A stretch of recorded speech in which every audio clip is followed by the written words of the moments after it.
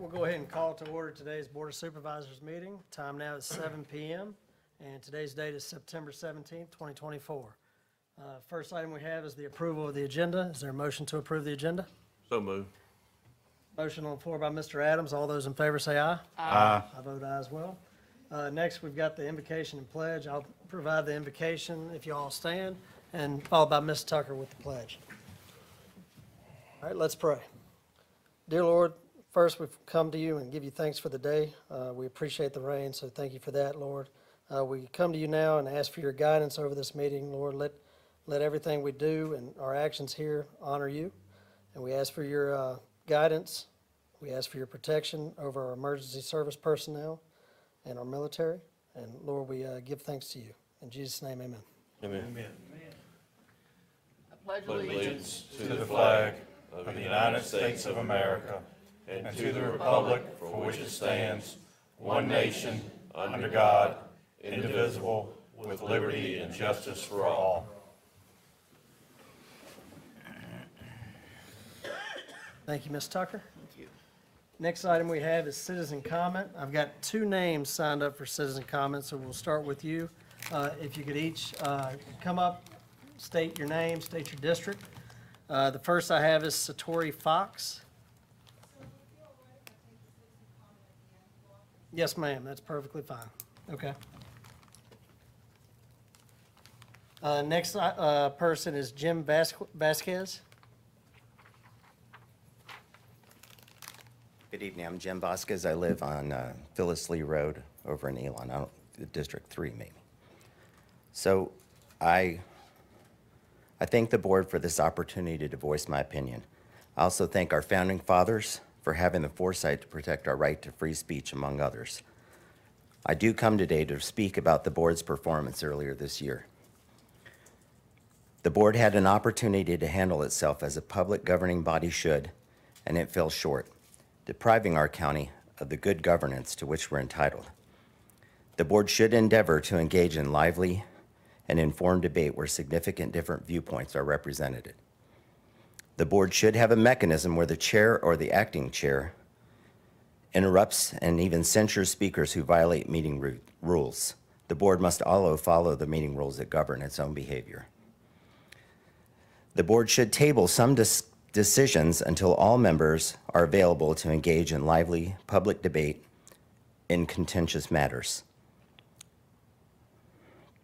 Additionally, the board should enforce its rule on decorum by allowing speakers to engage, by not allowing speakers to engage in name calling. This board has a responsibility to the people to provide a public forum where all feel safe to present ideas without being targeted with baseless accusations. The board should have a mechanism to interrupt speakers and even sanction or censure the offending party when board rules are not followed. The board also engaged in personalities by insinuating that speakers were untruthful in their testimony. When presented with a contentious matter, the board must find a way to find in favor of one party without discrediting or disrespecting another. I do applaud the board's decision to protect the county from another special exception that was inconsistent with the county zoning plan. And I am keen to observe the board as it professionally considers the special exception on Dancing Creek Road. This will be an opportunity for the board to ascertain the bona fides of the applicants and the appropriateness of this location for a party venue. Thank you. Anyone else wishing to address the board at this time, feel free to come up, state your name and district. All right, seeing none, we'll close citizen comment. Next, we have several public hearings. The first being 2024-374 solar siting agreement. Mr. Creasy. Yes, sir. Chairman, board, good to see you all this evening. In accordance with sections 15.2-2204 and 15.2-2316.8 of the Code of Virginia, you all as a board are holding a public hearing for the consideration of a utility scale solar siting agreement presented by Partridge Partridge Creek Solar LLC.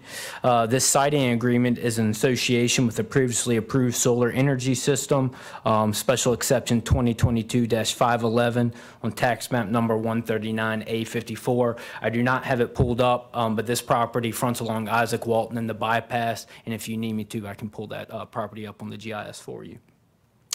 The voluntary submitted siting agreement, which is in your packet, as mentioned, is from Partridge Creek Solar LLC. It provides the county a one-time lump sum equal to $20,000 per megawatt of rated capacity of the project. So in total, $80,000 for a 4 megawatt project. That would be given to the county upon the project going online or being up and running. That sum is considered a substantial cash payment on under Virginia Code 15.2-2288.8. The agreement also provides the projected solar revenue share payments that will be made to the county. It is important to note that the county, if you recall, we passed a revenue share ordinance about a year ago. So therefore, this project will be taxed through our revenue share for the duration of the project. However, at any point during the time of that project, should the machinery and tools tax exceed or be higher than the revenue share that is presented that year, then that difference or that delta will be paid to the county as a substantial cash payment. So anytime the M&T is higher than what the projected revenue share is for that year, the Partridge Creek Solar would then pay the county that delta and difference, and then the board could see as they do fit with that monies. There is a recommended motion for this siting agreement, and it is also, staff has presented it to you to disperse these funds towards the implementation of the 2024 Parks and Recreation Master Plan. So at this time, are there any questions for staff? Board, any questions? All right. Is the applicant here? Yes, sir. Bobby Jost from Partridge Creek Solar is here, Sun Tribe. Yes. Okay. You want to speak before we open the public hearing? All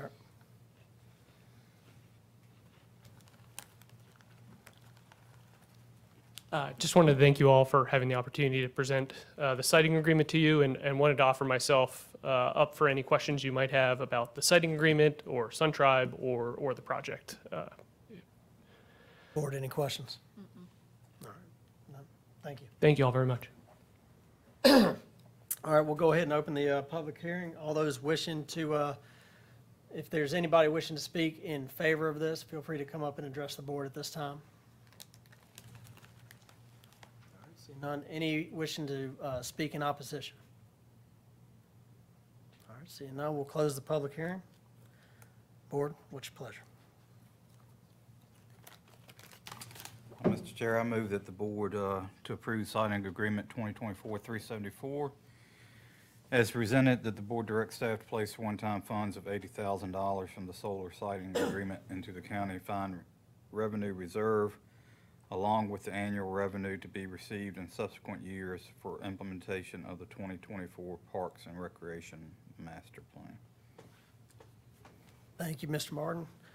Motion on the floor by Mr. Martin. Any discussion, board? All right, seeing none. All those in favor say aye. Aye. I vote aye as well. Any opposed? None. Motion passes. Next, we have 2024-393. Mr. Creasy.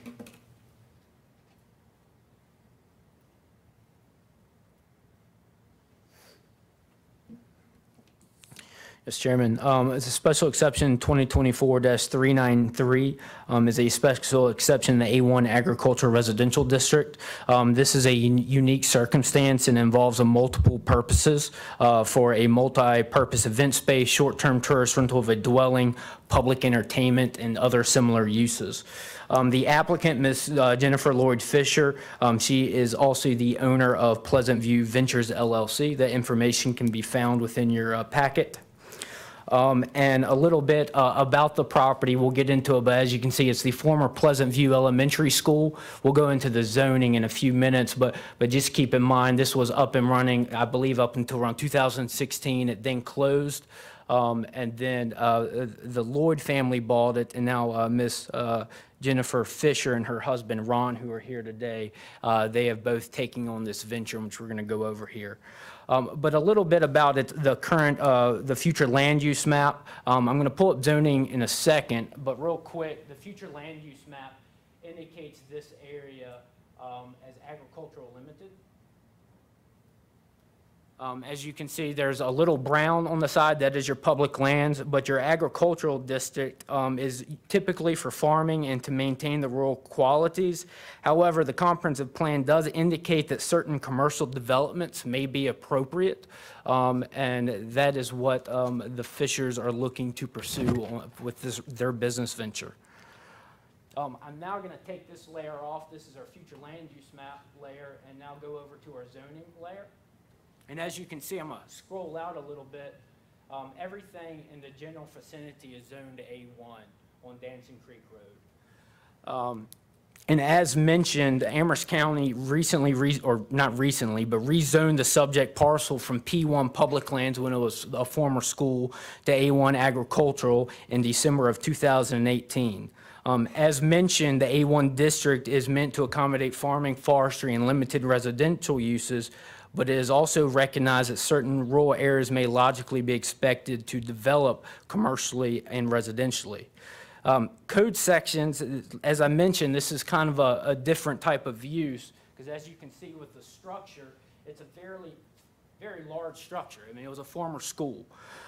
So in the A1 district, public entertainment is a special exception, as well as a short-term tourist rental of a dwelling and any other use that the zoning administrator deems a special exception. So for this, there is a letter from the building official found within your staff report showing that this structure can be turned into a single-family dwelling. So the Fishers are in the process of that now, and then they would like to turn their classrooms into bedrooms to which they would rent out as an Airbnb. Now, of course, the amount of people that they can have for an Airbnb per our ordinance is based upon the certificate of occupancy issued by the building official, as well as the Virginia Department of Health based on its septic system. As of now, they are proposing to roughly turn 7 to 14 rooms at the bedrooms. We're not quite entirely sure yet.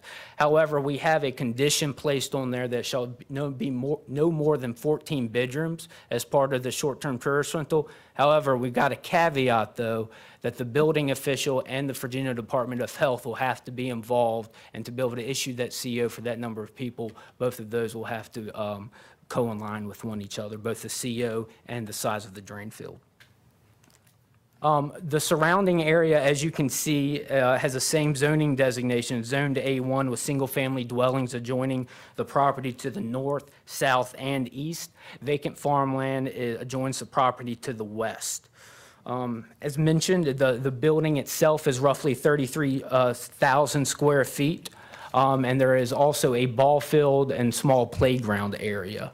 The proposed uses of the property, as mentioned, it's multiple, is for a multi-purpose event space, short-term tourist rental of a dwelling, and public entertainment. Public entertainment includes your fairs, parades. If you were to have a singer or a concert up there, that would include that as well.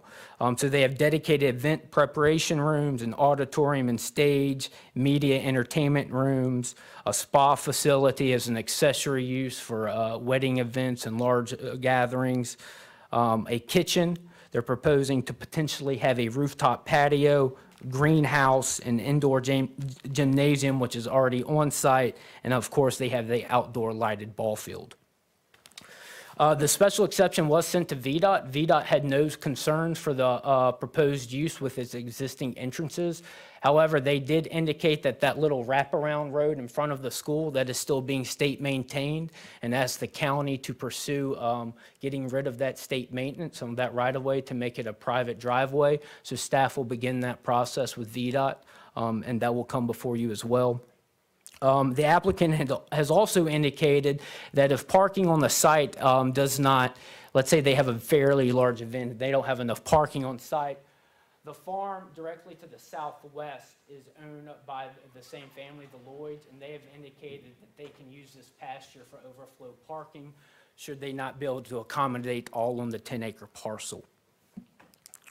The county's fire marshal has also reviewed this and found no concerns. Regarding the impact on this special exception on the surrounding area, the proposed special exception, as mentioned, would allow for a multi-purpose event venue with public entertainment, short-term tourist rental of a dwelling, and other similar uses. The subject property is a former Pleasant View Elementary School building, which makes this property and this proposed use unique in itself. And so therefore, with that, staff does believe that the surrounding community may experience an impact from traffic during larger events due to the proximity of the surrounding dwellings on the parcel. But most of the events from the applicant has been indicated they'll be inside, and of course, the noise ordinance that the county has in place will be abided by. The Planning Commission recommended approval of this with a few conditions. Staff is not planning to go over these conditions verbatim. However, there is one I would like to go over, which is in regards to our public entertainment section. We have something in place for the county to where if you were to hold a public event, you must file for a permit through our Parks and Rec department. For this, since they're establishing a land use, we would not require that for all events. However, there is a recommended condition from the commission that should they hold a public event, so not a private event or a wedding, but a public event such as a fair, and it's over 250 people, they would need to apply for that, a permit. And what that does, that involves emergency personnel, the sheriff's office, building official, and all of those types of individuals. And with that, the recommended motions can be found in your item summary. Are there any questions for staff? Board, any questions? Yes, Mr. Martin. Mr. Creasy, could you point out the road you were referring to that needs to be vacated? So you're telling me that VDOT maintains that? Yes, sir, because it was a school. Yes, sir. So why would the county be applying for that vacation and not the property owner? So we would help with that process. Sorry, I might look towards Mr. Bryan or Mr. I've not gone through that process, but I believe we help with that. The applicant would start the process. It would ultimately be a request from the county to vacate it. But the ownership remains with the property owner? Correct. Okay, Yeah. Sorry about that. thank you. Any other questions, board? All right, thank you, Mr. Creasy. Would the applicant like to say a few words before we open the public hearing?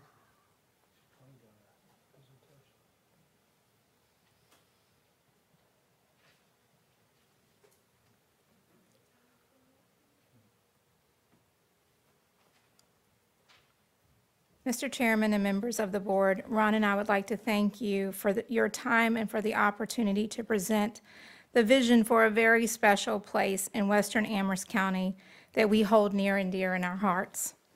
We also want to express our appreciation to Tyler for working with us through this process, as well as to the Planning Commission members and the board members that were able to come to the school, as well as those that were able to review our plans for our vision. And lastly, to our community members who are here to offer support and excitement regarding this endeavor, both family and friends. To say we are excited about this would be an understatement. I have been connected to Amherst County my entire life. Pleasant View has never not been a part of me. I grew up doing all the things a country girl does, as I was raised on a beautiful farm in Pleasant View with my parents and 3 sisters who are here tonight, and we deeply appreciate and acknowledge them for their support. I know this area and community like the back of my hand. The school has always been seen as the heart of the community with ongoing activities. Ron and I have put a great deal of thought, worked with consultants to help bring to life and paint the picture of the next part of the school's life. Honoring the past and moving toward the future. We want to bring something to the community that we are proud of, but proud of and do it in the right way. We had a community open house that resulted in good feedback. We have done things like decorate for Christmas and now Halloween. And we are flying a beautiful American flag again at the school. Those of us that went to Pleasant View Elementary School, and that would be me, understand how and remember how much of an honor it was to be the one chosen to raise that flag and lower that flag every day. We are thankful for the opportunity to present it here tonight. I'm going to turn the rest of the presentation over to my husband, Ron, who was not originally from Amherst County, but we'll let him slide for that, but has truly fallen in love with the beauty and been inspired by what can be. He is going to take you through what you have on paper and transform it through words and visuals of what this is truly going to be as we introduce you to Pleasant Vista on Dancing Creek. Thank you. Yeah, Jenna put it beautifully there, and my sentiments follow that. I am an outsider. I'm an Iowa boy, native, but I have been in North Carolina and Virginia. I'm an outsider, born and raised in Iowa, but have spent the last 32 years, first 5 years down at Chapel Hill doing my training, and then 27 years here as a practicing urologist. I've been a part of the Lloyd family for 7 years, and you know, the black dirt and the cornfields and the horizon as far as you can see is very beautiful, but first time I went to the top of Tommy and Barbara's driveway when Jenna took me up there, I was astounded by the beauty of the mountains. Felt like you could reach out and touch them, and inspired every day when we do come up here, the sheer beauty. I've gotten to know the family and community members, and really have connected with them. We had talked about trying to move up here several years ago, but I was tethered to the hospital, having required to be 15 minutes from the emergency room. But now that I've kind of retired and we've got fiber up here now, Jenna's a healthcare executive with an education technology company, works largely remotely. So the time was right for us to do something with this project. So I want to step through it a little bit, and we appreciate the chance to come and talk to you tonight. We appreciate your thoughtfulness on reviewing our plans, and look forward to, I've enjoyed the relationships as I've gotten to know people, some of the community leaders, and we are hopeful that we can continue a good relationship going forward in building something that we think will be a true asset for Pleasant View, the community, the people, but also Amherst County.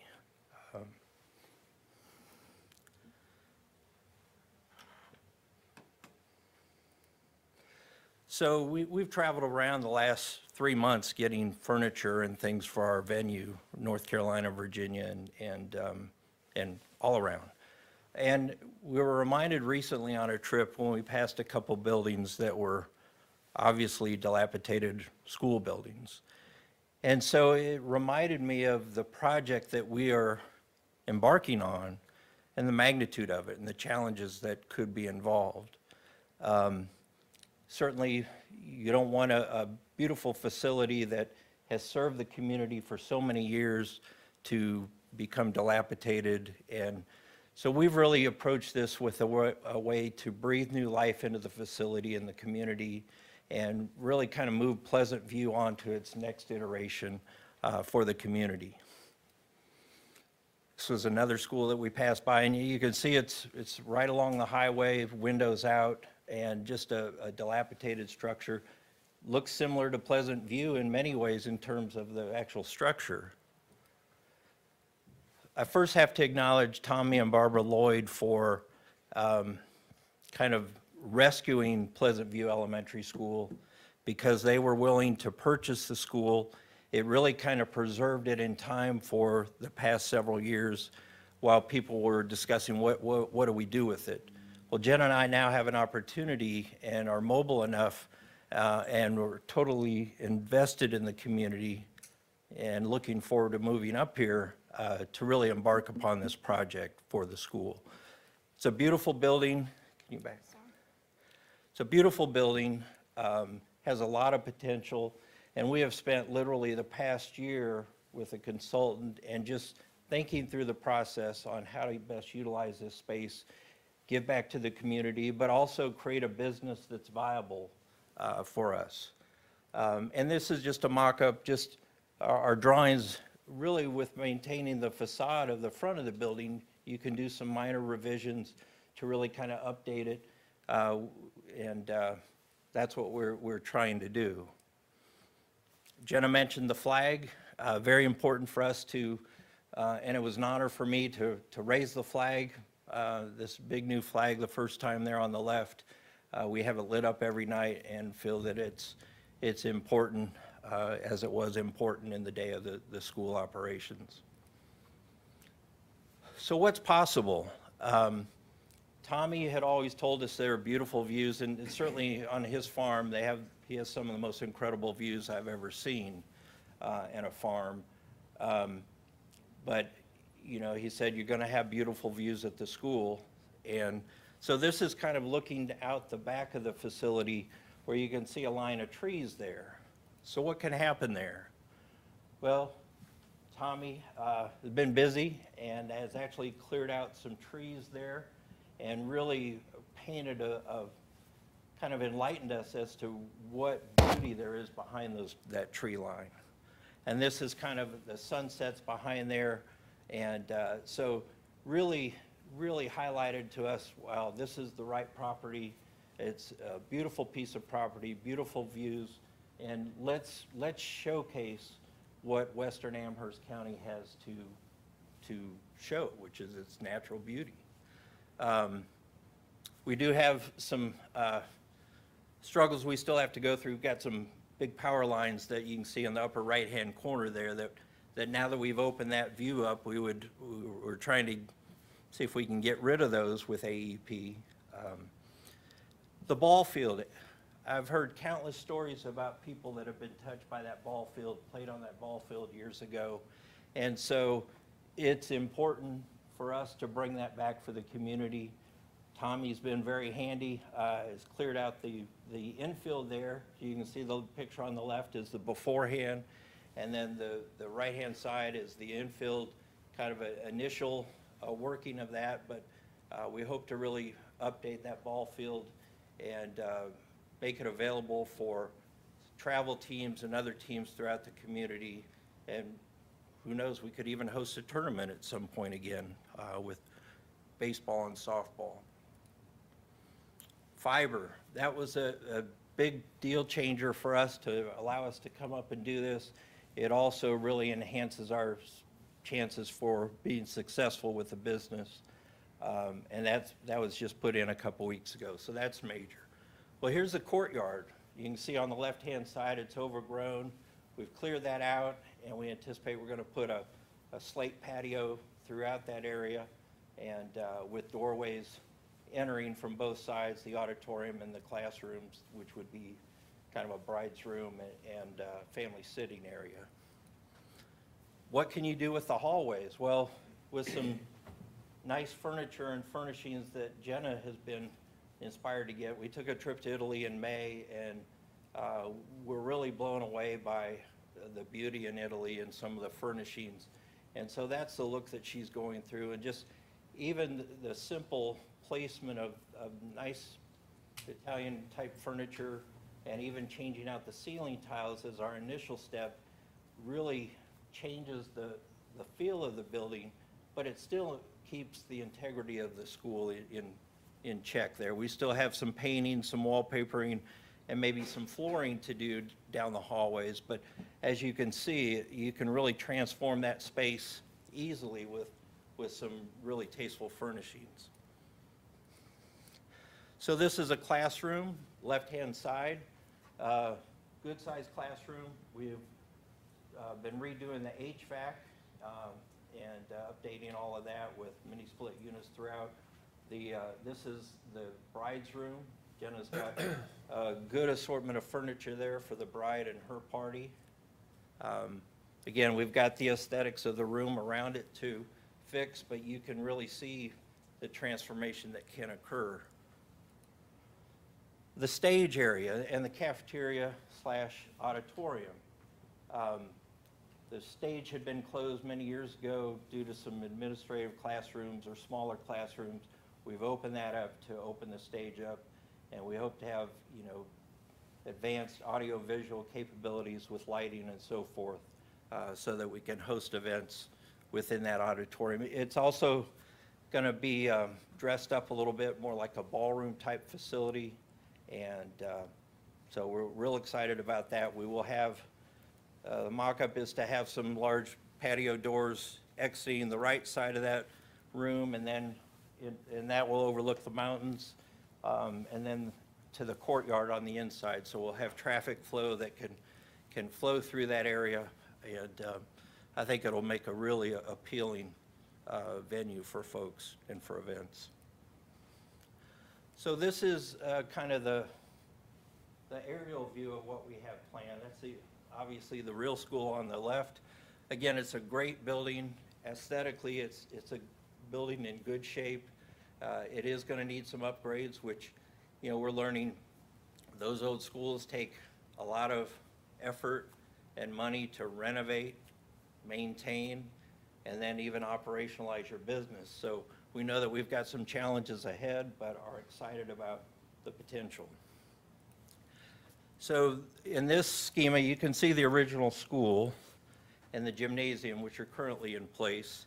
The ball field, again, we have full intention of getting that in working order and make it a real quality field again.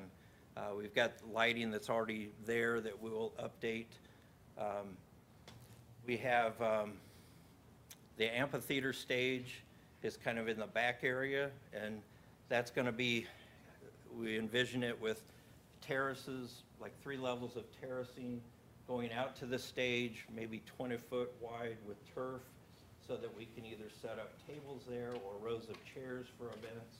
And the reason that's right behind the school is because of the drain field, so we had to stay away from that. There's a large area of the drain field to the right of that.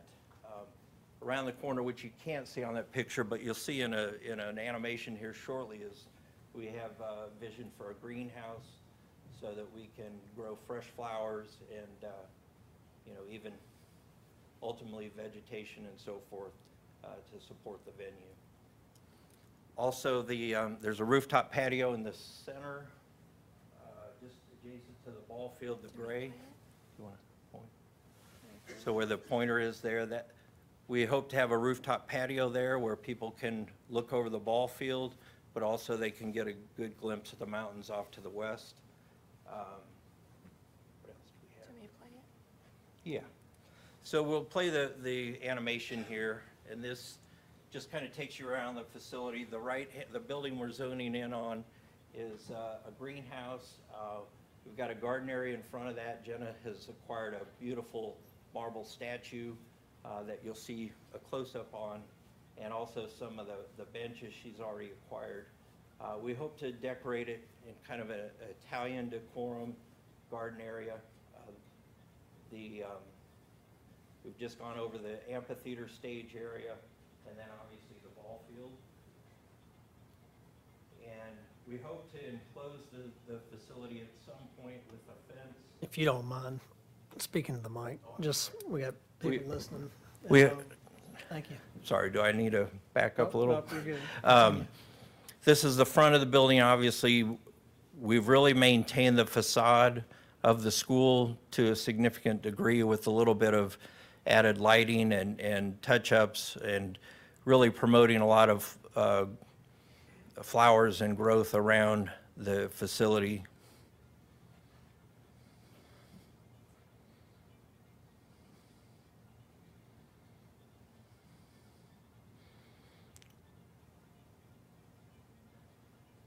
And then this is the greenhouse area, obviously, and we hope to have a garden. We may put the garden behind this or even further towards the drain field, but for the purposes of this discussion, we'll talk about it there. But we hope to have a greenhouse that will accommodate small dinner parties and things like that, but also be an area that we can work out of in terms of flowers and other products. These are some of the benches that Jenna's acquired, and that's her nice marble statue. 3,500 pounds, right, Douglas?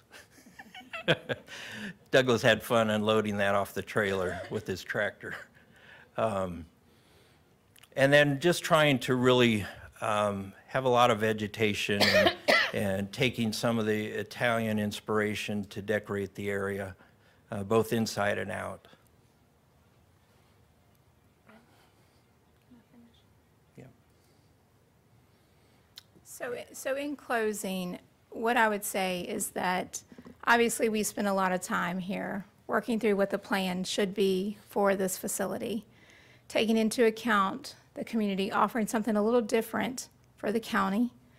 And also, obviously, Ron and I can't do this on our own. So economic and employment opportunities for the citizens of the county. We take this very seriously because we come from this community. We understand this community. We spent time working through this. It was a facility that had constant activity every day. And the citizens, the residents of this community miss that. They miss going by the school and seeing the activity at the school. It's not just a multi-event. It's not a party space. It is a multi-event facility.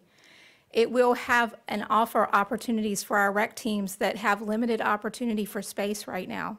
We have the opportunity to bring that back to them. So as you work through this, I just encourage you to understand that we have put a lot of thought into this. We understand the community. We will bring something that the community is proud of and that is respectful of that community. Thank you. Thank you very much. Mr. Creasy? Okay. This time we'll open the public hearing. Anybody wishing to speak in favor, please come and address the board at this time.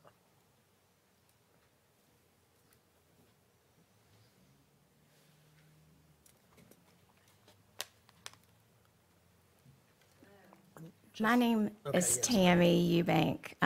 I live in Pleasant View with my husband Doug. I just wanted to talk about and emphasize how excited everyone that I have talked to in the community is about this. Just to see something going on there at the school. Like Jenna said, the ones of us who grew up there, who went to school there, it's been, it's just been a part of the community for years. So to see it coming back to life is just exciting, and it's a buzz about it, Ever since our dad purchased it, I think it was in 17, the family has brainstormed about what would be the best use for it, what could we do with it? And it's a balance because you want to, of course you need to create something that is going to provide some income, but also it needs to have, we wanted to be sure it had a positive impact on the community.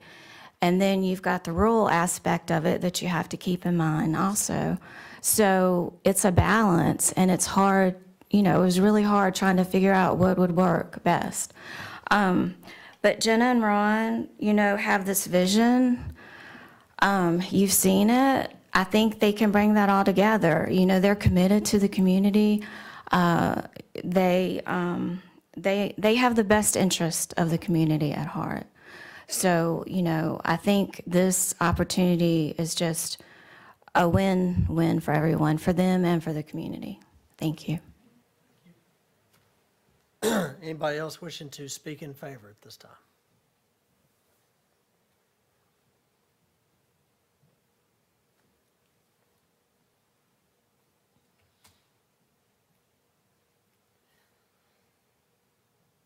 Good evening. My name is Andrea Lloyd. I live in Pleasant View, and we're here tonight to support our cousins, Jenna and Ron, and their extraordinary and unique vision for the building and grounds where my husband, his entire family, including Jenna and her sisters, and our children went to school and played baseball. They have taken what was once a shell of a building representing our past and want to transform it into a venue where our new memories can be made. Jenna and Ron have poured their hearts into every detail, and it's evident wherever you look. Their plans don't just include weddings, but events that will not only benefit the community, but the entire county as well as surrounding counties and cities. Jody and I live on the corner of Buffalo Springs and Dancing Creek, which is where you would turn to go to the venue but we'll probably always call it the school. And we are excited to see what Jenna and Ron have planned and to see life come back into our community. Like Ron, I'm not from Pleasant View, but I've been a part of this family and this community for over 30 years. There's no place I'd rather live, could not be happier to have raised our children in this area, and want others to love and appreciate our community and create their own memories here. Thank you. Anyone else wishing to speak in favor?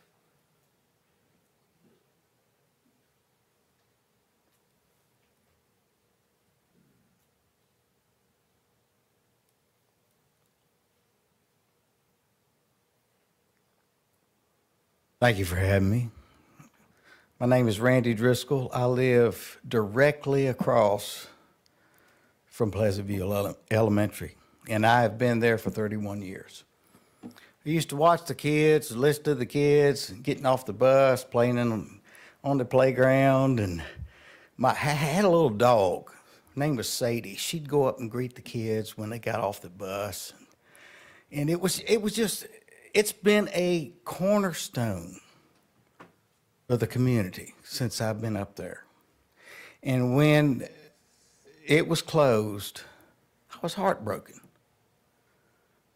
And the only thing I could think about was vines growing up the side of the walls and weeds growing up in the yard.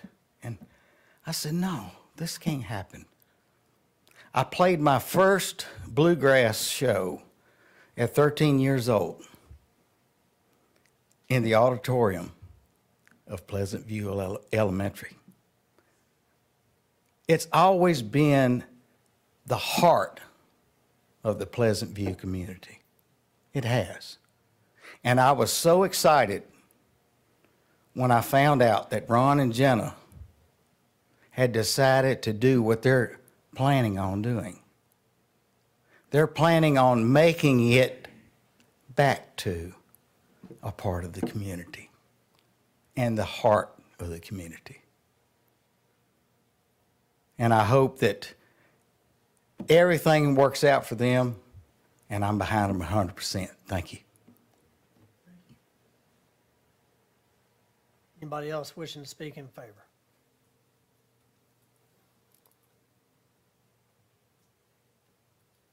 Gregory, I live on Phyllis Lee Drive. What a novel idea, repurposing an abandoned community structure to create a special event venue for the community. This is an example that is perfectly aligned with the county comprehensive plan, which has a goal of restoring and maintaining existing structures within the county. Also, the applicant brought this proposal before the Planning Commission and board before operating it as a special event venue, which is the proper method to establish a business, vice building and operating a business, and then asking for permission from the county. On 20 August, the board denied a special exception for 3 cabins on a large parcel of land, despite the Planning Commission voting unanimously to recommend approval of the permit. The board's rationale was not in line with the county comprehensive plan and future land use map. Additionally, the board stated that they are elected to represent the citizens, and the citizens spoke in the form of overwhelming neighborhood opposition. Keep in mind, all parties agreed the cabins would be occupied about 1/3 of the year. Yet on May 21st, the board approved a special exception venue on a 5-acre lot in a residential setting on Phyllis Lee Drive. In this case, the Planning Commission voted unanimously once to recommend denying the permit, and again 4-2 to recommend denial. The board cited the inconsistency with the county comprehensive plan wasn't enough to warrant a denial of the permit, and the board saw a need for an affordable wedding venue, which is now, since that the permit was approved, has nearly doubled in price. 80% of the community opposed, yet the board voted with the applicant to approve the venue by siding with the overwhelming neighborhood opposition. The permit allows for events in my neighborhood 365 days a year with a cap of 100 people. Best of luck with your new venue, one that is harmonious with the neighboring community that everyone loves. unlike the one that was approved and the dead-end street that I live on in a quiet community and a garden shed next to the applicant's house. Thank you. Thank you. Anyone else wishing to speak in favor?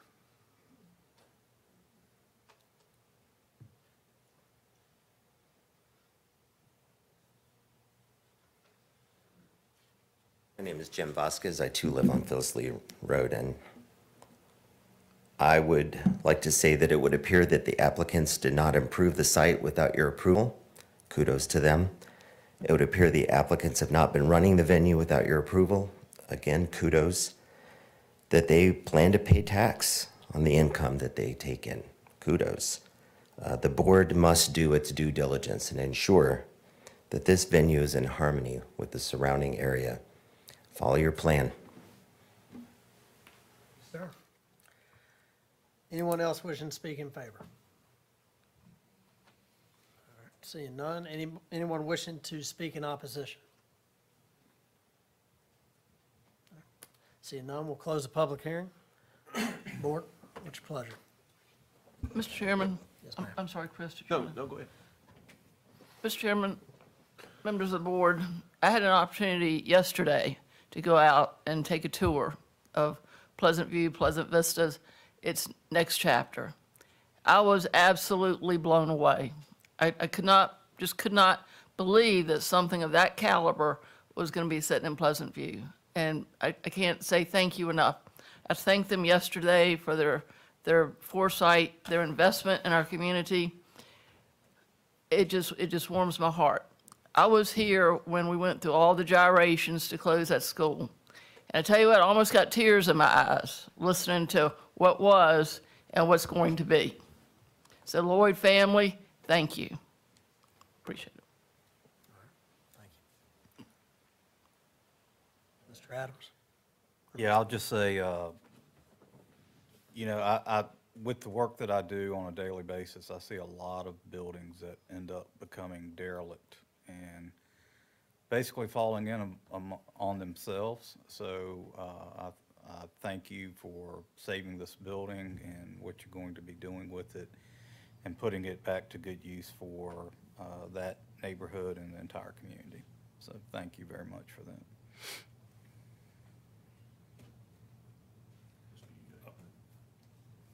I think Tom said it well.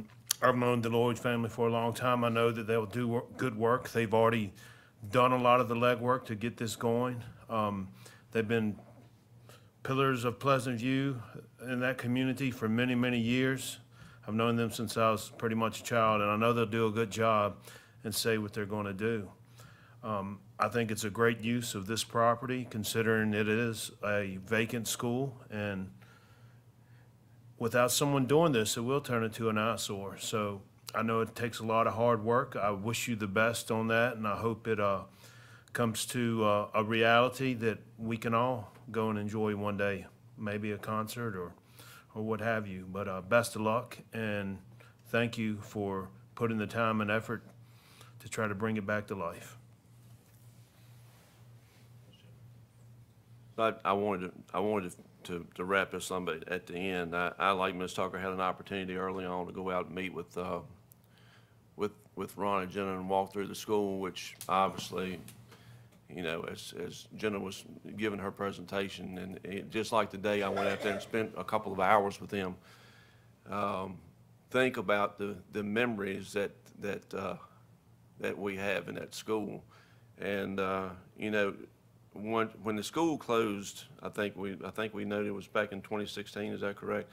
The whole community was sad that the school component was going to be gone, but we were even more sad that we could potentially end up with a blighted property in our community, which, as everyone has stated, has been a focal point of our community for as long as I've been living as well. So, again, I'm not going to drag this out. I appreciate the vision. I commend you for all the hard work. I think this is going to be first class. And I think it's going to be something that will rejuvenate the community of Pleasant View. And I, like most of you, look forward to attending some events there in the future. So with that being said, I'm going to make a motion to approve special exception 2024-393. Motion on the floor by Mr. Adams. Any further discussion, board? Mr. Adams, does that include the conditions noted? With the set forth conditions from the planning commission. Sorry about that. Board, any further discussion? All right, motion on the floor. All those in favor say aye. Aye. I vote aye as well. Any opposed? None. Motion passes. Thank you.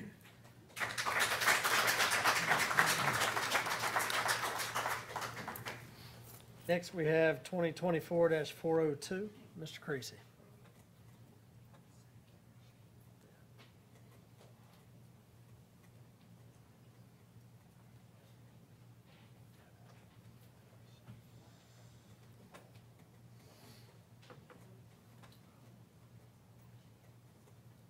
While they're clearing out, I'll tell you my memory of Pleasant View. I was coaching the Temperance Coach Pitch team, and the parents actually took me out because I wasn't throwing the ball very high. So that's my memory of the place.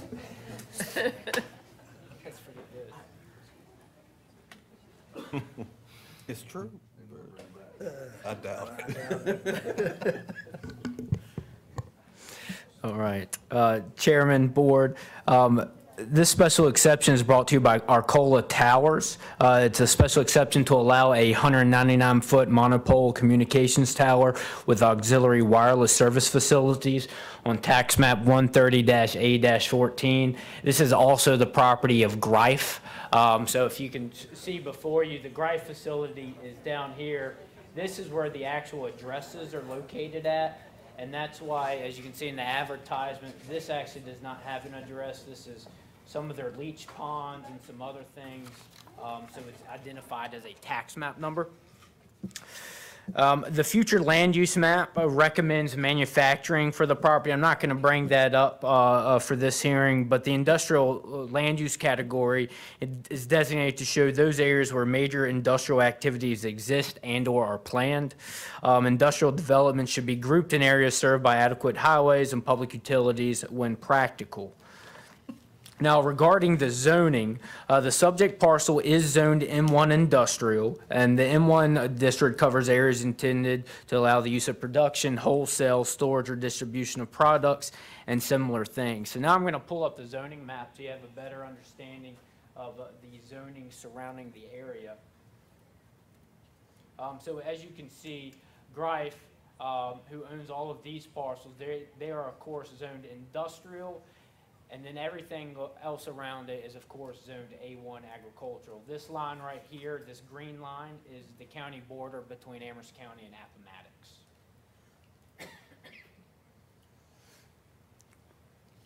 So section 919.08 designates the M1 district as a tier 1 area for monopole communication towers, and they indicate that for new construction as a special exception. So that is why Arcola Towers is before you today. As you can see before you, the subject parcel is bordered by industrial and agricultural zone land. To the north and west are single-family dwellings, and to the south of the site is Virginia Fiber. So with that being said, the site, the exact location, so up here we have, is this Stapleton? Yes, Stapleton Road comes through here, and then Fiber Plant Road comes off of Stapleton. And then even before you get to their gate towers, or their gates, if you're familiar with Greif, there's a soil access road that goes up into this general vicinity. This is the general vicinity for the proposed tower. So I'll zoom out a little bit so you have a little bit better understanding. So this request was sent to VDOT. They had no issues for the proposed use, as neither did the Amherst County Fire Marshal. With looking at the general vicinity of the site, the closest off-site dwelling is roughly 1,200 feet away due north. And so due to the existing vegetation on site, it is expected to have minimal impact on the view shed for the surrounding community. However, I would like to caveat that staff went out during the balloon test that they held, and that's not to say that all view sheds will not be impacted. However, staff does believe that it should be minimal if the cell tower is approved, but not to say that not all of them will not be impacted. Per the county's ordinance, when a new cell tower comes before you, all of the equipment must be flush mounted unless they indicate through their radio frequency propagation analysis that flush mounted cannot be achieved. So there is a letter from Miss Hillary Siegel, a PE, stamped letter from her indicating that a flush mount will not support the tower's needs. So I wanted to make you aware of that. And lastly, of course, the approval criteria for this can be found in your staff report. Planning Commission did recommend approval of this special exception for a 199-foot mono tower, and they provided one condition that it be built in substantial compliance with the site plan. I'm not going to actually bring up that site plan because I know the applicant has that on their presentation, so I do not want to bore you twice. But it is in this general area. It's roughly 199 feet tall, and then the fenced-in area is roughly 50 by 50 for the tower itself. So all setbacks will easily be met for the proposed use. With that information, there is a recommended motion in your item summary, and are there any questions for staff? Board, any questions? Mr. Martin? So what is the magic of 199? I mean, is it kind of like a car dealer, 199.99? I mean, why not 200? It's got a lightning rod on it. Yeah, so it's a 197 with a 2-foot lightning rod. And Okay. I would like to say that they keep it under 200 feet so they don't have to have lights on the top of their tower. So that is the key number. All right, okay, thank you. Yes, sir. And Board, any 200 other feet's questions? a round number. You know? All right, would the applicant like to speak?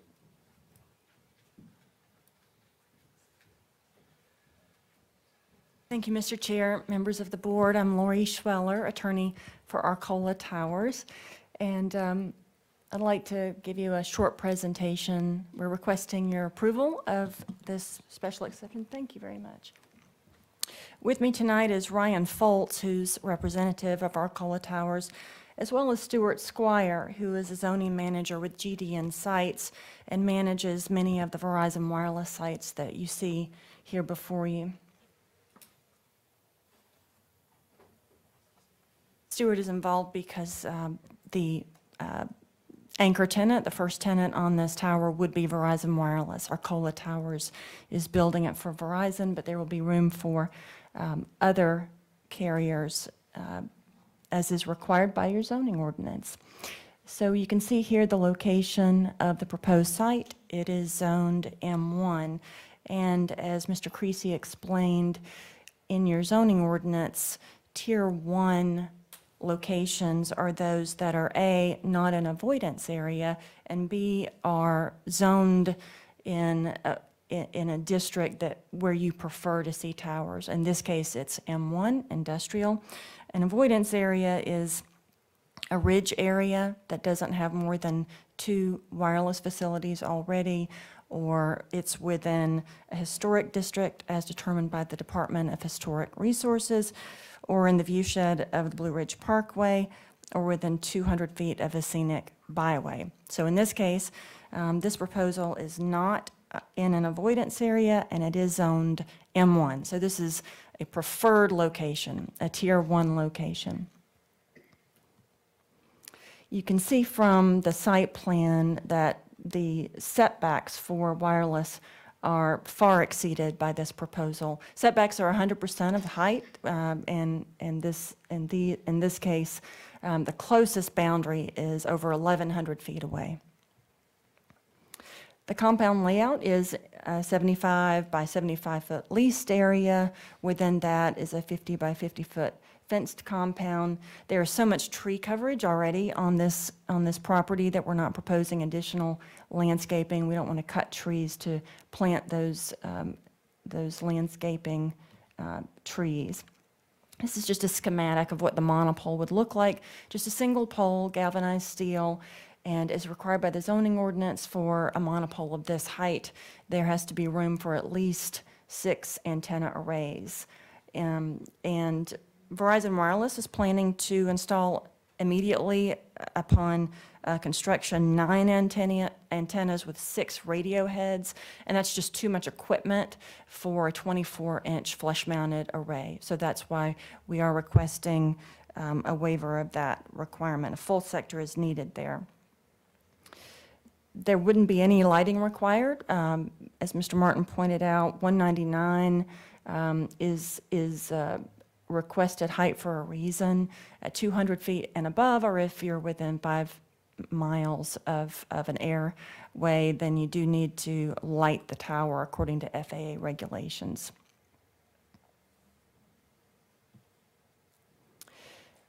Arcola conducted a photo simulation study on July 8th, and this is the map showing the location of the photographs that were taken. You can see the marks in red are where the site would not be visible from neighboring roadways, and then the first photograph in green shows a simulation of the proposed monopole, how it would be visible from this view from the southwest from Riverville and State Route 622. But for most locations, it's simply not visible because it is a heavily forested parcel. So we think this is a very good location, and the site is very much needed in this area. The closest tower to this proposed location is almost 4 miles away, and for facilities of this height to get that seamless coverage, you typically want them about 3 miles apart. So 4 miles away is too far for co-locating. I'm happy to take any questions, and Ryan and Stuart are here as well if you have additional questions for them. Thank you. Board, any questions? All right. Thank you. Thanks very much. All right, we'll go ahead and open the public hearing. Anyone wishing to speak in favor? All right, seeing none. Anyone wishing to speak in opposition? All right, with that, we'll close the public hearing. Board, what's your pleasure? I have a question. So was this close enough to the county boundary line that it would have required notification of the adjacent locality? Yes, sir. We notified Appomattox County and Nelson Any County. response? Yeah, great, okay. Cell towers, necessary evil, you know, especially in this location. You know, believe it or not, the other hat that I wear, we have quite a few calls down here, and coverage is bad, so it's definitely needed. I would think that with all the amount of trucks and things that go down there, it's definitely needed for that also. So, with that being said, I would recommend that the Board of Supervisors approve Special Exception 2024-402 on tax map number 130A14 to allow 199-foot monopole communications tower with auxiliary wireless service facilities, subject to the condition that was recommended by the Planning Commission. Motion on the floor by Mr. Martin. Any further discussion, Board? All right, seeing none. All those in favor say aye. Aye. I vote aye as well. Any opposed? None. Motion passes. Congratulations. For this next item, 2024-406, I need to recuse myself, so I'll pass the gavel to Ms. Tucker. Thank you, Mr. Chairman. Mr. Creasy?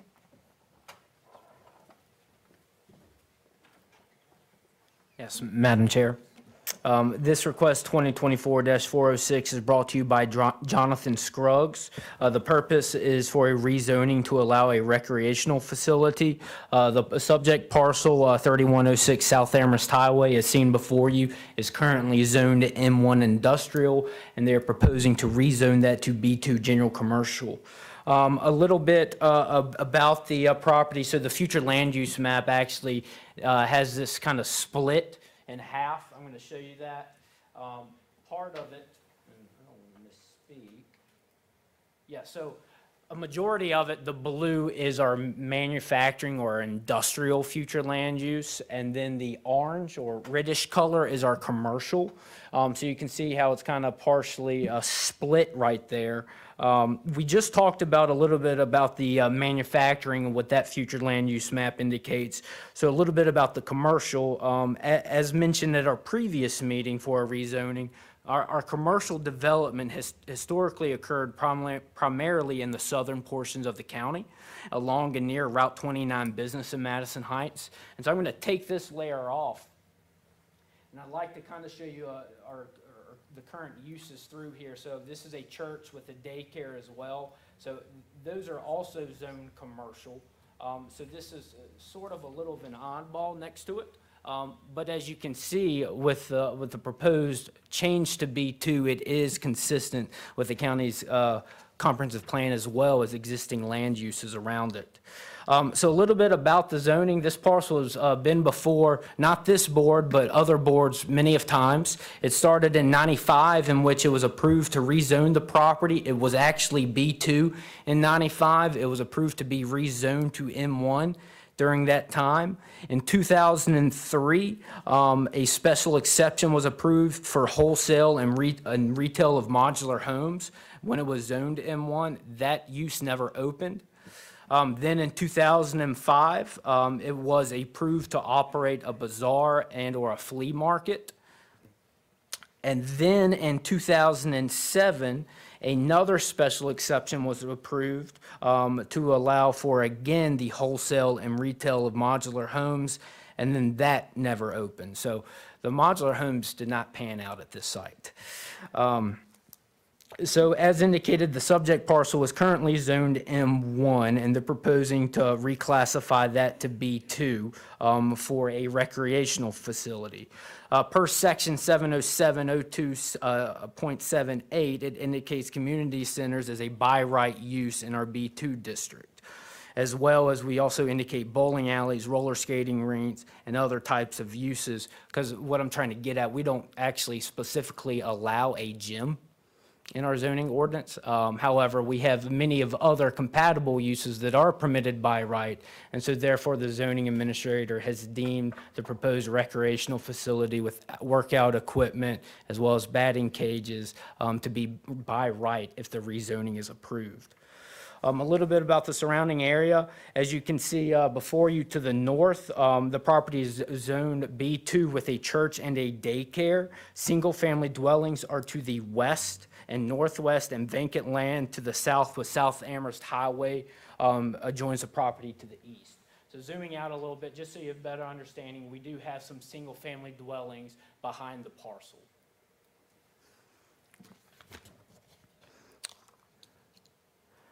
This was sent to VDOT for further review. They did not indicate that a TIA would be necessary for this. However, they did respond and indicate they would like to see more information regarding the entrance. When looking at it now, they're going through some drainage issues right now, and so part of the entrance has been kind of cracked off, and it does not appear to be the required minimum throat width, which would, I believe, is going to be 50 feet. So staff is currently working with the applicant and VDOT to figure out if the existing entrance would be needed. However, they did indicate that a traffic impact analysis would not be warranted for this. The county's fire marshal had no concerns about the proposed proposal, and the applicant, who will speak a little bit about it, and it's also found in your staff report, is going to be doing some renovations to the outside facade to bring it up to more to date, as well as inside, and he'll have to go through our building official as well for any renovations that might take place inside.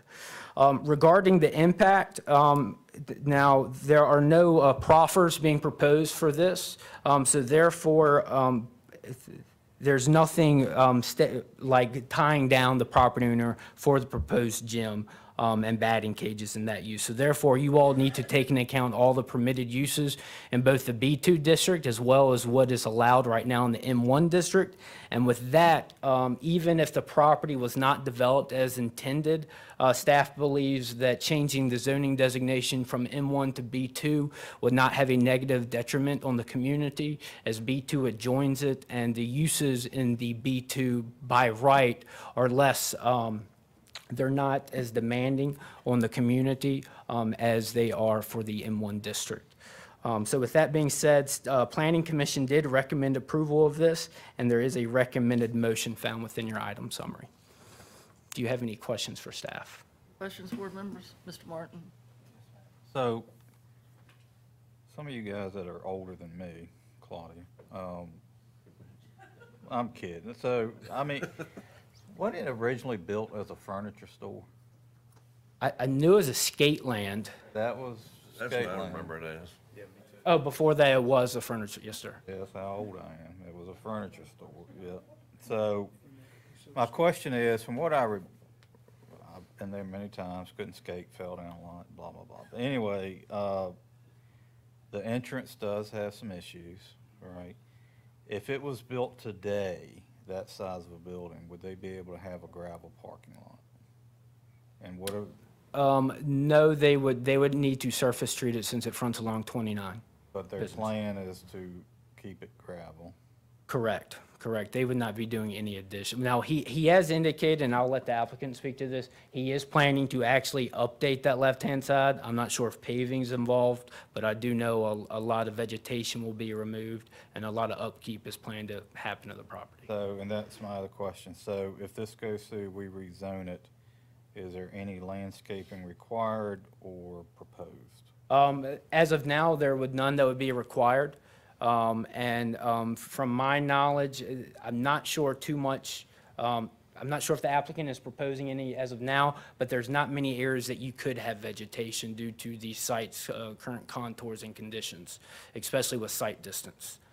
Well, sure it is. I mean, on any other site development, there's street trees, there's foundation plantings, so on. And so Right, I meant without a lot of grading work, but yes, you could achieve that. You are correct, yes, sir. All right, thank you. Sir. Any further questions for Mr. Creasy?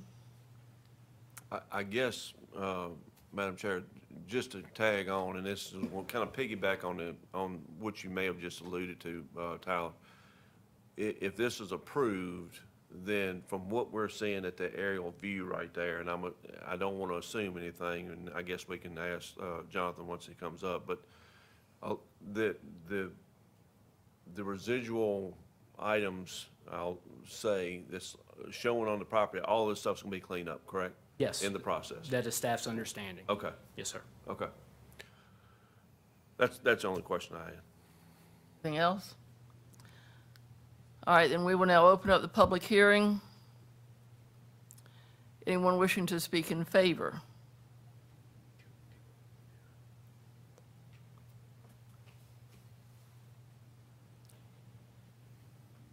Good evening, I'm Jonathan Scruggs. So just to give you a quick overview, and I think you've probably all seen the business plan. It's a 16,000 square foot metal building. It's built in 1973, I believe. It was a furniture store, then it was a Skateland, which I remember growing up in. I've looked throughout the Amherst properties for the last 4 years to try to find something to do similar to the gym. Currently in Madison Heights area, the Monroe area, there isn't a gym. There hasn't been a gym for quite many years.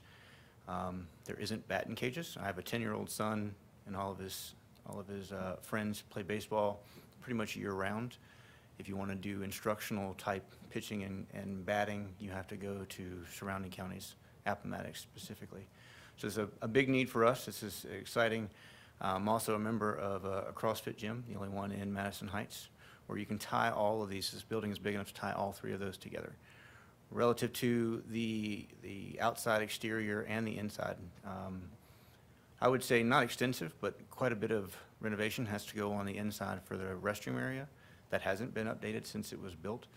That's where the primary renovation is going to be. Everything else is pretty much going to stay as is with some general aesthetics, some non-structural wall, drywall, things like that.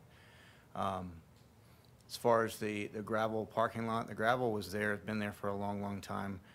It's overgrown in the majority. It looks pretty small, but if you were to go out to that property and start digging around through the grass that's grown through the property, the driveway is actually, or the parking lot is actually quite a bit bigger than it looks. The plan is to remove the vegetation of the overgrown grass and then put a new surface treatment over the entire parking lot. Right now, the ROI for a gym wouldn't support the major expense of an asphalt driveway or parking lot. There is quite a bit of cleanup that needs to be done. All of that is, I'm working in conjunction with the current owner. He's working to get some of the equipment out, and I'll be going in a phased-in approach so that we can do the renovation and start the business side of it with the expectation by latest middle of the next year to open all 3 portions of that facility. And I can take any questions. I have had the building inspector, Nate Young, come out a couple weeks ago and go over the plan of what we're looking to do. He's working currently on looking at other properties that have done similar things and what we may need to look for. Any questions? Thank you. Thanks. Is there anyone else wishing to speak in favor? Hearing none, is there anyone wishing to speak opposed? Hearing none, we will now close the public hearing. Board members, what's your pleasure? I'll just say, again, I fully support the adaptive reuse of these buildings. It's interesting how it's kind of come full circle. You know, it was originally built as really a commercial type venue, and then it went to manufacturing, and now it's kind of back to a commercial venue, which I'll call a gym. So I do hope that you carry through with those facade improvements. It'll be nice to have that area cleaned up a little bit, so I wish you well with your project. Any other questions? No. Is there a motion? So, Madam Chair, I'll go ahead and, really no other comments other than what's already been stated. And, Jonathan, I'll reiterate what Mr. Martin said. We wish you the best in this endeavor and look forward to the improved aesthetics associated with the building. I got a lot of, I don't know if I'd call them good memories in that building, because a lot of times I was on the ground majority of the time, but, and I don't think I would fare so well this day and time. However, with that being said, I would have to get to the proposed motion, Madam Chair, but I'll make the motion to approve 2024-406 as it's read. All right, thank you, Mr. Adams. Any further questions? If not, all in favor say aye. Aye. Opposed, no. Motion passes. Congratulations. Give some thought to a Pilates studio in there. And, Madam Chair, Mr. Adams, it was your intent to improve the future land use map and the rezone. Yeah, The so whole I'm sorry. thing. Do we need to, do just- we need to amend the motion? Just point it out for the record. Okay, thank That you. was your Thank you, intent. Mr. Martin. Yep. Bear with me for a minute. Yeah, we're good.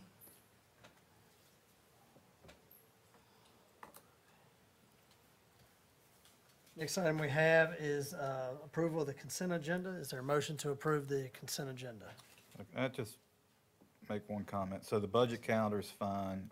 I'm just pointing out that if it's on those extra meetings, if they're on the second or fourth Tuesdays, I cannot guarantee my attendance.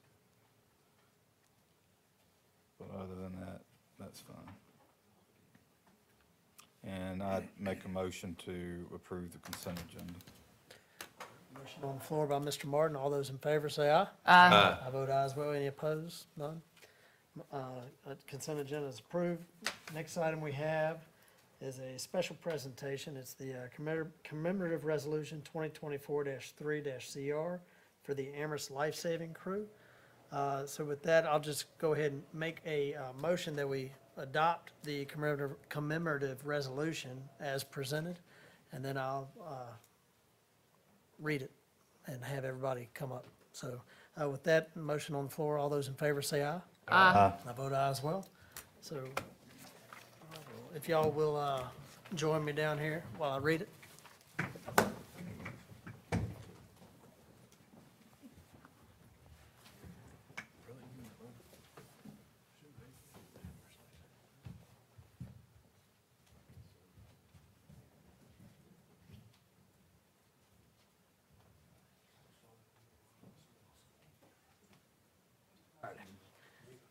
So, first off, appreciate y'all's service. I think Chris even worked there and all that good stuff, right?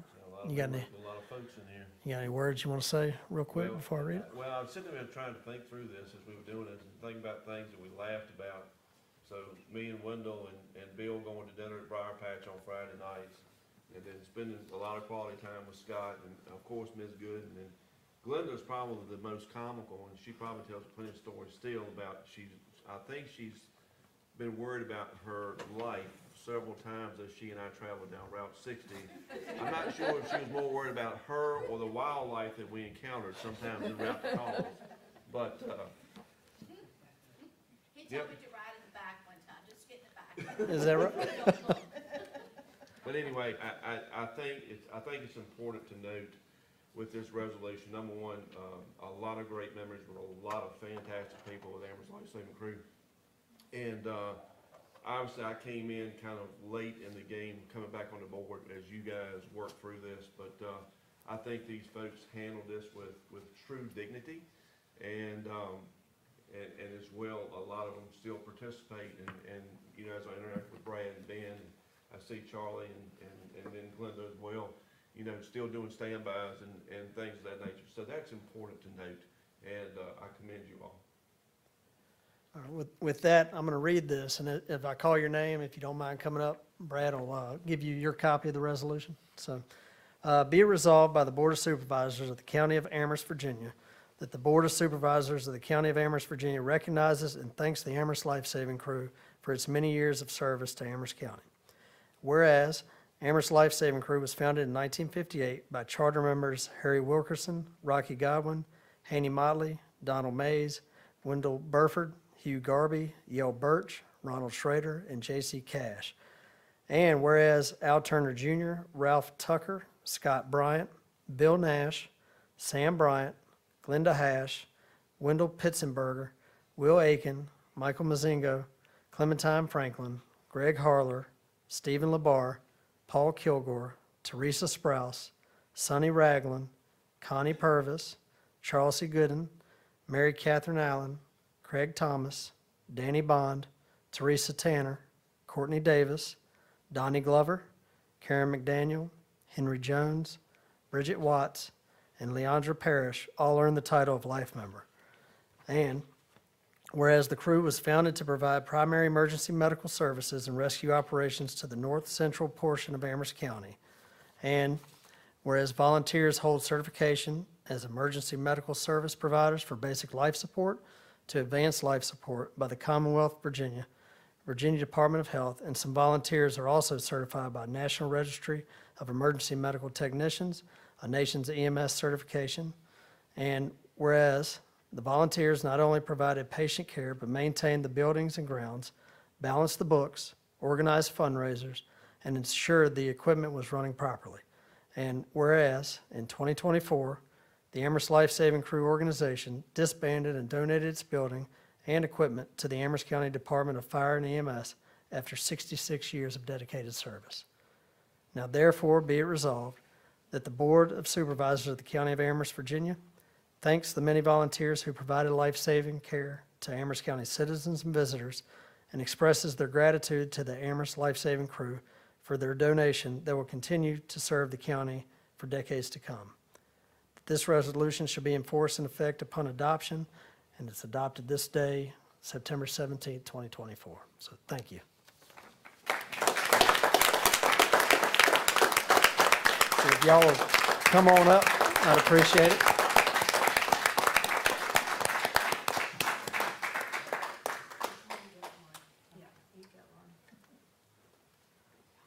And if you don't mind, after you grab it, just come on right over here. Thank you. Thank you.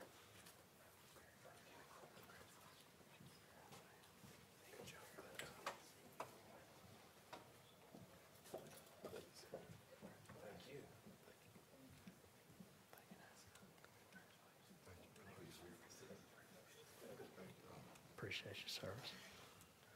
How about we get everybody in the center right. for a picture? Or you want to go get with them?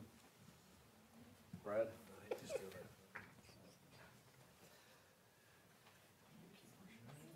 You need to get in front.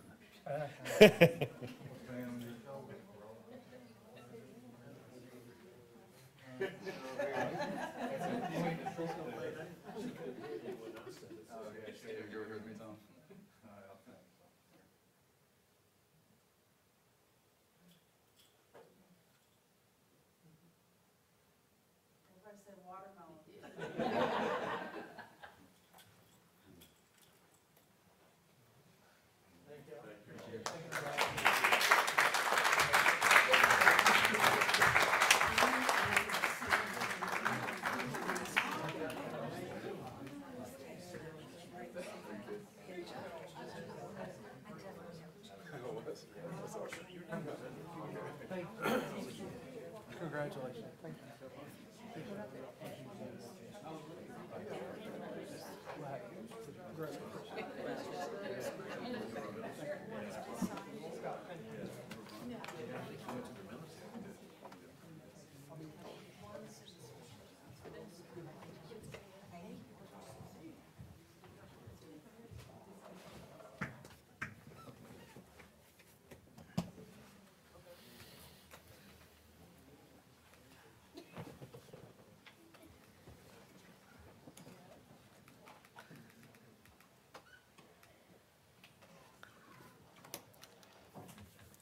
All right, next item we have is the county attorney's report. Mr. Popovich. Mr. Chairman, I don't have anything at this time. Fair enough, thank you.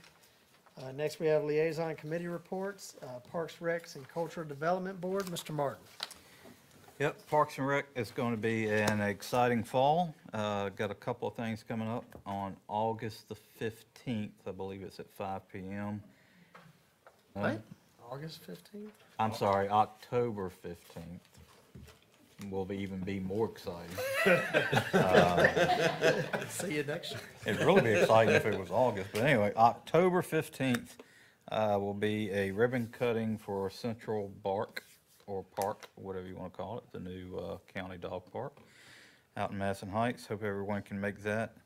Also, the Parks and Recreation Trunk or Treat will be October 25th, starting at 5:30 at Coolwell Recreation. And also, my understanding is that the draft Parks and Recreation Master Plan should be coming before the board, either probably October, I'm thinking. So a lot of good stuff coming forward out of Parks and Rec. And, the ribbon cutting at the Seminole Park, that's at 5, correct? Correct, 5 p.m. Thank you.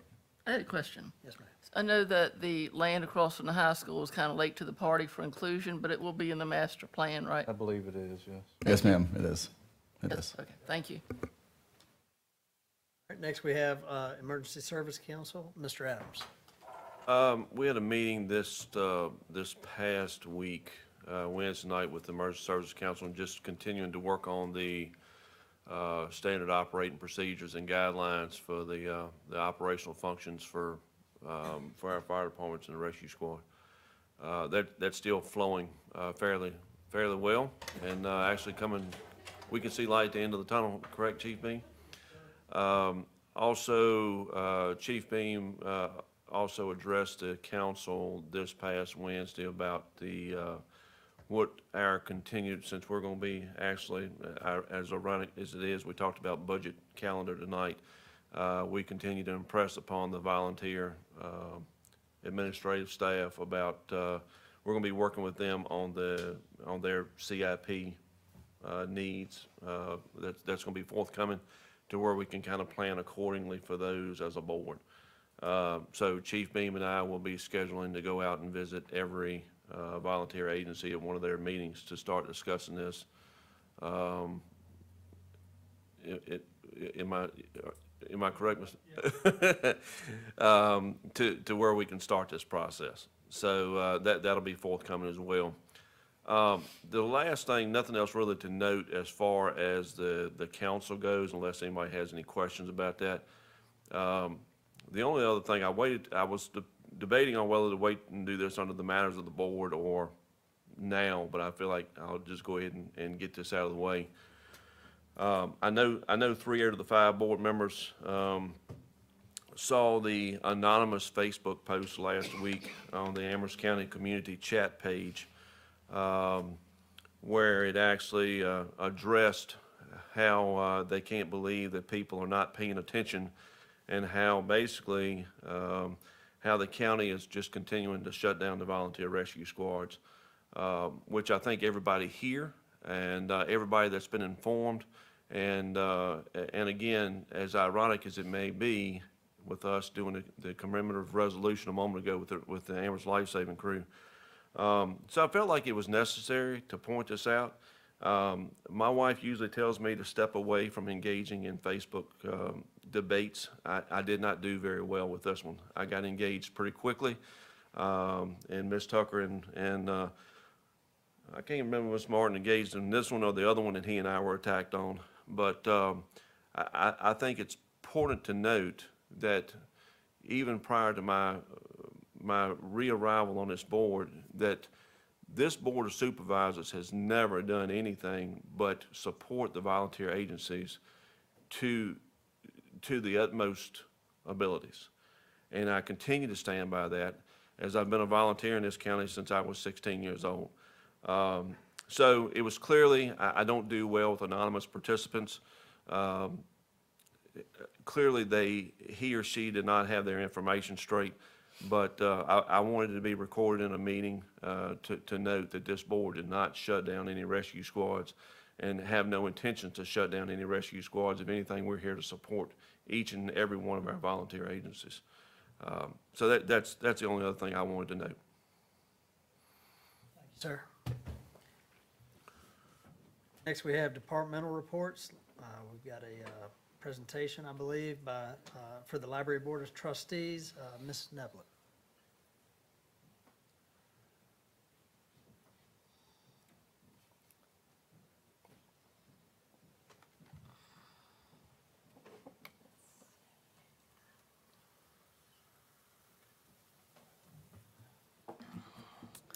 Good evening, everyone. I cleared the room, apparently. The good thing about going last. I'm Sandy Jennings Neblett. I'm the current president of the Library Board of Trustees, and I represent District 2. I'd like to introduce you to the rest of the members of the board. We have Larry Langlands. He's our longest-serving member, and he represents District 4. Christina Woodburn, who's with us tonight. She's our newest member, and we really appreciate her willingness to serve and represent District 3. And then we have Naomi Giles, who represents District 1, and Richard Jordan, who represents District 5. I'd like to take this time to officially thank Edward Crispin and show our appreciation for his service. He recently stepped down. He served for 8 years representing District 3.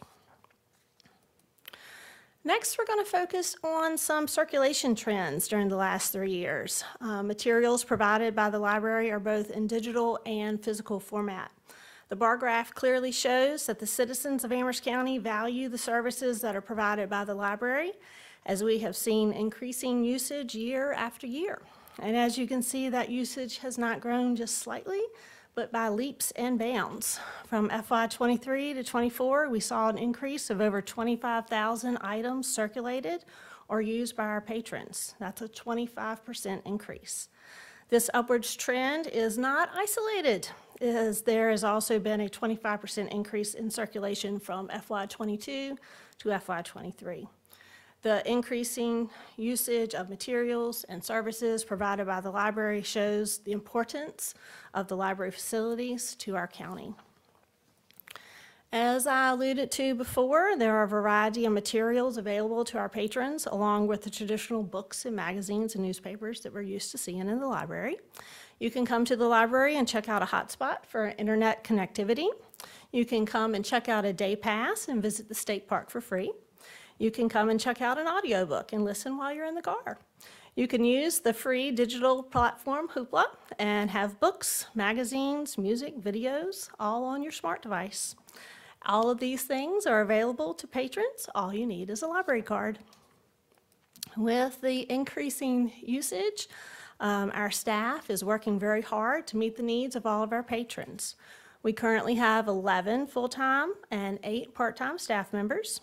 The staff did want me to take the time to formally thank you for supporting them, as shown through your COLA increase, and supporting the maintenance repairs that we have at the library, such as replacing our front steps on the library.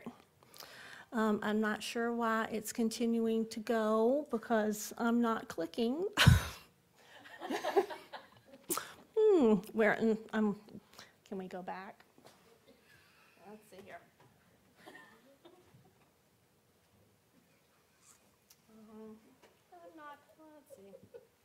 I want to go previous. How about last view? Nope, none of those. All right, this is where we want to be. Can we just do it this way? Okay. This is what happens when you used to be a teacher. You could just roll with it, it's all good. All righty, so let's see, where was I at? All right, you can see from this slide, that's why I had to have this slide up here, that we had 167 events that were planned and carried out by our staff with 3,686 attendees. That's a lot of people in our libraries. We had 6,314 new items added to the collection. All of those items had to be researched and then purchased and cataloged and then made available to the public. 560 of those items were specific requests from a library card holder. There were more than 70,000 patron visits to both of our libraries combined this past fiscal year. So our libraries are being used. Okay, now we want to go to the next slide. Okay. So a focus of our 5-year plan was to enhance our buildings, and this is where I'd like to stop and acknowledge Jacob Better. He is our library director. He's a lot behind the scenes, but he's really the engine that drives all the positive changes and progress that we are enjoying. He's very creative. He has great ideas. He empowers his staff, which is wonderful, and he stays abreast of all the changing needs of the citizens, and we really appreciate all that you do. Thank you, Jacob. While we have completed some very long-awaited and much appreciated projects, such as increasing our accessibility for all our patrons, we installed cameras to increase the safety for both our staff, our patrons, and our buildings. And then the big one, we had signs placed to increase the visibility of our library on that busy highway, because sometimes it's hard to know that that little building over there is a library. We still have a lot to do in the future to maintain our libraries, and you'll be hearing from Jacob probably soon in budget times to help us continue to maintain our buildings that are so often visited. I would really like to thank the board and the administration for your continued support of our public library system, and I hope that everyone will come and take the opportunity to visit the library and use the wonderful services that are there. Any questions? No? I've got one. Okay, sure. I'll see if I can answer. Regarding the increase in circulation. Yes. What do you think the main draw is there? What are you seeing as the main driver bringing people out? Well, we look at trends every month, and we see an equal increase in our digital platforms as well as our physical platforms, with a slight increase in our digital platform. And I think that the increase in the digital platform is just because Jacob has been so instrumental in increasing the ability for digital to be available. And I'm also going to put the plug in there that Amherst County is now becoming more connected. We have more fiber available. our citizens are more able to use digital media. So I'm still waiting on Deerfield Drive, though, by the way. Jeremy will check on that. Firefly says they're coming. I'm hoping soon. But yeah, I think a lot of it is just people are getting out and about again, and they're seeing what the library has. Anything else? Board, any other questions? I would just like to say thank you. Thank you for everything y'all are doing. When I go to the library, I don't like to check out using technology. I like to go look at you, and you all help me, and you're so kind. So thank you. I will let the staff know that you commented. So, Mr. Chair, if I may, so first, thank you for everything that the board does and our staff and our director. I know when I was growing up, the library was a big part of my life, and I'm sure it is in our, continues to be in our young people's lives today. So the work that you do is extremely important to the county. First question, so I didn't know, you can actually go to the library and check out a day pass to a state park. And you can also check out a backpack to go with the day pass, and it has all kinds of great fun little things in the backpack that you can do while you're at the state And how park. many of those are available? Just one? Or? Is it one or two? Two at each library, yes. Wow, Yeah. that's pretty cool. Yes. And two, let's just say hypothetically, you lost your library card. What are you supposed to do? You can go to the library and get a replacement. Okay. Yes, yes. I mean, Yes. hypothetically. And then you Still got mine. yes. And there's also the great service of once you have it, you can log in and get your books on hold and then just show up and they hand them to you. So if you're, in a hurry, you can get things fast. Hey, well, I might be stopping by. I mean, hypothetically. Got it. Thank you so much. All Thank right. you. Thank you You're all. welcome.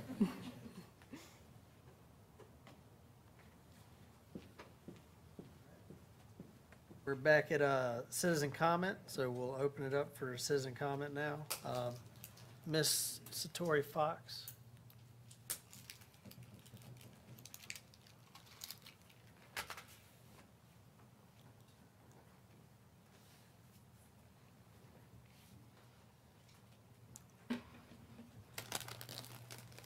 Just as a reminder, state your name and district.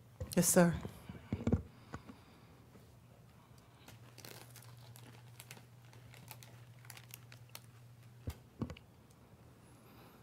Good evening, Amherst. My name is Satori Fox. I'm an Amherst resident from District 2.